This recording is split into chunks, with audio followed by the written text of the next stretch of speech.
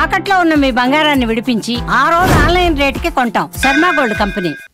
నమస్కారం, welcome to Suman TV. నేను గీతాంజలి. మనలో చాలా మందికి భూ సంబంధ సమస్యలు ఉంటాయండి. కొన్ని సంవత్సరాలుగా తెగని పంచాయతీలు ఉంటాయి. అలాగే గృహానికి సంబంధించి ఇల్లు కట్టుకుందాం అనుకుంటున్నామండి, అసలు ఎంత ప్రయత్నం చేసినా కుదరట్లేదని, ఒకవేళ ఇల్లు ఉన్నా కూడా అందులో కూడా ఏదో ఒక పంచాయతీలు ఉండడం కానీ, ఇలా రకరకాల సమస్యలు ఉంటాయి. అసలు ఇంటి కోసం ఏమైనా ప్రయత్నం చేద్దామన్నా కూడా అన్ని ఆటంకాలే వస్తున్నాయని చెప్పి ఇలా చాలా సమస్యలతో మనలో చాలామంది బాధపడుతూ ఉంటారు. వీటికి ఏమైనా పరిహారం ఉందా అని మనం ఎదురు చూస్తూ ఉంటాం. అలాంటి వాళ్ళకి 2వ శ్రావణ శనివారం చక్కటి పరిహారం చేసుకోవచ్చు అని అంటారు పెద్దలు. అయితే ప్రత్యేకించి ఎలాంటి పరిహారం చేసుకోవాలి, అసలు ఆ రోజు ఇంకా విశేషం ఏంటి? శ్రావణ మాసంలో అన్ని రోజులు చాలా దివ్యమైనవి అని అంటారు. మరి శ్రావణ శనివారం అసలు ఎలాంటిది, ఆ రోజున మనం ఏం చేయాలి, ఎటువంటి పరిహారాలు చేసుకోవాలి, వివరించేందుకు ప్రస్తుతం మనతో పాటు ఉన్నారు ప్రముఖ జ్యోతిష్యులు బ్రహ్మశ్రీ నందిభట్ల శ్రీహరి శర్మ గురువు గారు. వారితో మాట్లాడి మరిన్ని వివరాలు తెలుసుకుందాం. గురుగారు నమస్కారం అండి. వాగర్థావివ సంపృక్తౌ వాగర్థ ప్రతిపత్తయే జగతః పితరౌ వందే పార్వతీ పరమేశ్వరౌ. ఆదిత్యాయ చ సోమాయ మంగళాయ బుధాయ చ గురుశుక్రశనిభ్యశ్చ రాహవే కేతవే నమః. శృంగేరి జగద్గురు పీఠాధిపతులకి, కంచి పీఠాధిపతులకి నమస్కారములు తెలియజేసుకుంటూ కార్యక్రమాన్ని ప్రారంభిద్దాం. గురుగారు, శ్రావణ శనివారం 2వ వారం ఇది. అయితే చాలామంది అడుగుతూ ఉంటారండి, ఇందాక నేను చెప్పినట్లుగా భూ సమస్యలండి, లేకపోతే ఇంటి గురించి అండి, ఎంత ప్రయత్నం చేసినా అవ్వట్లేదు అని అడిగారు. మీరు ఒకానొక సందర్భంలో అన్నారు శ్రావణ మాసం వచ్చినప్పుడు ఖచ్చితంగా చెప్తాను వీటికి పరిహారం అని.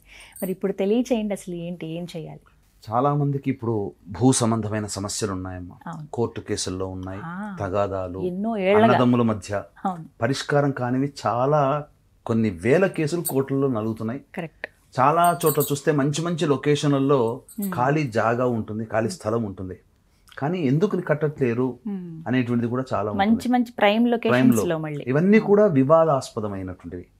అంతేకాకుండా కొంతమంది తెలిసి తెలియక వివాదాస్పదమైనటువంటి స్థలాలు తీసుకొని ఇల్లులు కట్టుకొని వాటిని క్లియర్ చేసుకోవడం కోసం కోట్ల చుట్టూ తిరుగుతుంటారు.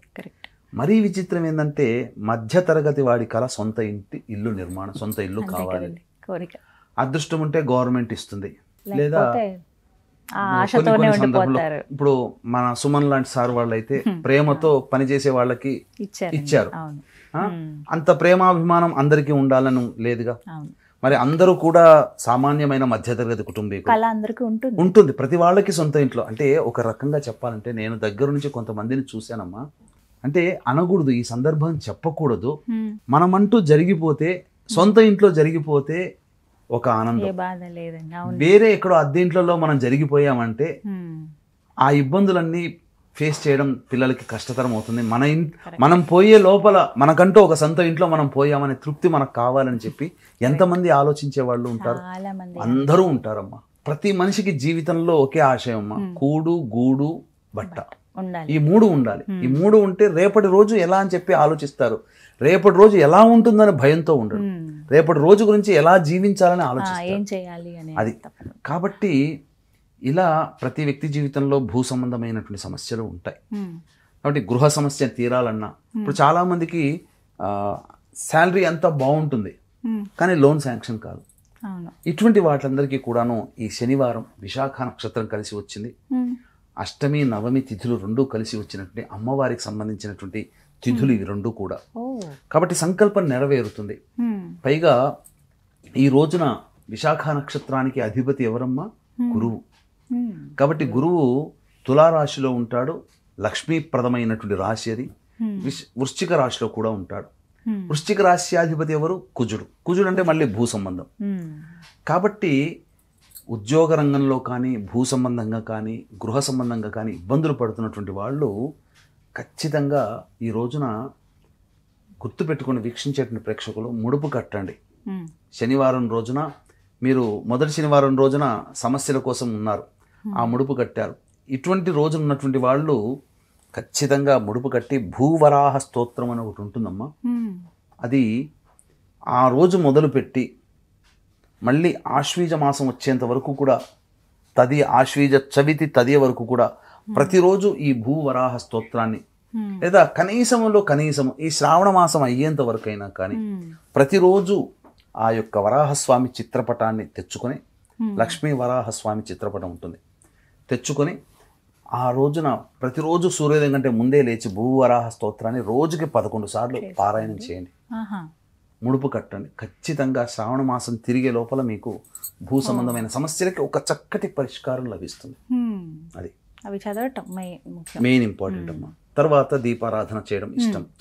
తర్వాత సంబంధించి ఆ రోజు శనివారం కూడా అయింది కదమ్మా. ఆ రోజున ముఖ్యంగా చాలా మంది అనారోగ్య సమస్యలతో బాధపడుతుంటారు. కాబట్టి ఈ అనారోగ్య సమస్యల్ని రూపుమాపేటువంటి శక్తి నవగ్రహాలలో గురువుకి చాలా ప్రాధాన్యత ఉంది.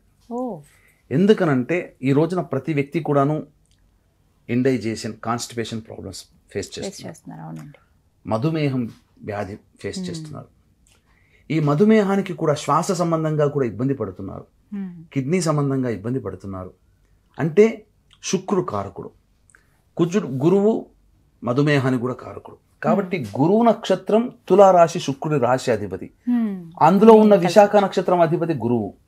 కాబట్టి ఈ గురు శుక్రుల సంయోగం కలిసినటువంటి మళ్ళీ అమ్మవారికి సంబంధించిన తిథులు అష్టమి నవమి తిథులు కలిసి వచ్చాయి. కాబట్టి ప్రదోషకాల సమయంలో ఇప్పుడు చెప్పబోయేటువంటి పరిహారం కనుక చేస్తే చాలా మటుకు మనకు తెలియకుండానే శని దోషము తొలగిపోతుంది. ముఖ్యంగా అనారోగ్య సమస్యలు రూపుమాపబడతాయి అని చెప్పవచ్చు. వీక్షించేటువంటి ప్రేక్షకులు కూడా ఆగస్టు 8వ తారీఖు రోజున శ్రావణ శుక్రవారం వరలక్ష్మి వ్రతము, శ్రవణ నక్షత్రం కలిసి వచ్చింది. ముఖ్యంగా పౌర్ణమి కూడా కలిసి వచ్చినటువంటి రోజు. కాబట్టి ఆ రోజున ప్రతి మహిళ, పురుషుడు కూడా ఈ శ్రావణ మాసంలో నోములు, వ్రతాలు మహిళలు ఆచరిస్తారు. దేవతా పూజలు పురుషుడు చేస్తారు. వారి సంకల్పం నెరవేరాలనే సదుద్దేశంతో షోడశ కళలతో భాసిల్లుతున్నటువంటి రోజు అయినటువంటి ఆగస్టు 8వ తారీఖు రోజున షోడశ లక్ష్మీ హవన కార్యక్రమం అనేటువంటిది జరిపించడం జరుగుతుంది. అలాగే మేష, మిథున, కర్కాటక, సింహ, కన్య, వృశ్చిక, ధనస్సు, కుంభ, మీన రాశిలో జన్మించిన వారికి శనిదోష నివారణ హోమాలు కూడా జరిపించడం జరుగుతుంది. ఈ కార్యక్రమంలో పాల్గొనడం ద్వారా వివాహ సమస్యలు, దాంపత్య సమస్యలు, అనారోగ్య సమస్యలు, ఆర్థికపరమైన సమస్యలు, గృహ సమస్యలు నివారణ అవుతాయి. కాబట్టి అవకాశం ఉన్న వాళ్ళు కార్యక్రమం తదనంతరం కాంటాక్ట్ చేసి మీ గోత్రనామాలు నమోదు చేసుకోవచ్చు. ఆ 8వ తారీఖు రోజున సాయంకాలం 7 గంటలకి ప్రారంభమవుతుంది. కాబట్టి 5 గంటల లోపల మీ గోత్రనామాలు నమోదు చేసుకోవచ్చు. ఇక వివరాల్లోకి వెళితే పరిహారంలో అనారోగ్య సమస్యల నివారణకి, శనిదోష సమస్యల నివారణకి ఆ రోజు శనివారం అంతా కూడా ఉపవాసం ఉంటే చాలా మంచిదమ్మా. మంచిది. అలాగే వెంకటేశ్వర స్వామి ఆరాధన, వెంకటేశ్వర స్వామి దేవాలయానికి చేరుకొని చేసుకోవడం. ప్రదోష కాల సమయానికి వచ్చినప్పుడు శివాలయంలో కాలభైరుడు కూడా ఉంటాడు. ఆ కాలభైరుడికి కానీ ఆవ నూనెతో కానీ లేదా నల్ల నువ్వుల నూనెతో కానీ మీరు కనుక అభిషేకం చేస్తే కర్మదోషాలు తొలగిపోతాయి. లేదా ఈ 2 నూనెలతో అభిషేకం చేయొచ్చు. ఆవ నూనె, నువ్వుల నూనె అభిషేకం చేస్తే కర్మదోషాలు ముఖ్యంగా తొలగిపోతాయి, అనారోగ్య సమస్యలు తొలగిపోతాయి, శని దోషం కూడా తొలగిపోతుంది. అలాగే నీలి రంగు పుష్పాలతో ఈశ్వరునికి అర్చన చేయాలి. అది చామంతి కానీ శంకు పుష్పాలు కానీ నీలి రంగులో ఉంటే చాలా విశేషం. ఈ విధంగా చేసి ఆ యొక్క వ్యక్తి ఎవరైతే అనారోగ్య సమస్యతో కానీ లేదా శని దోషంతో బాధపడుతుంటాడో ఆ వ్యక్తి ఒక మట్టి పాత్ర తీసుకుని అందులో నువ్వుల నూనె వేసి ఆ నువ్వుల నూనెలో ఇలా ముఖాన్ని చూసి అప్పుడు ఆ దేవాలయంలో నైరుతి దిక్కులో గళ్ళ ఉప్పు రాశిగా వేసి అక్కడ దీపారాధన చేసి వస్తే చాలా మటుకు అనారోగ్య సమస్యలు, జటిలమైన సమస్యలు చాలా మటుకు తగ్గుముఖం పడతాయమ్మా. ఇది ఒక్కటి చక్కటి పరిహారం. అటు భూ సమస్యలు ఉన్న వాళ్ళు, ఇంటి కోసం ఎదురు చూసే వాళ్ళు, అనారోగ్యంతో ఉన్నవాళ్ళు మంచి రోజు అయితే చాలా మంచి శనివారం, 2వ శనివారం.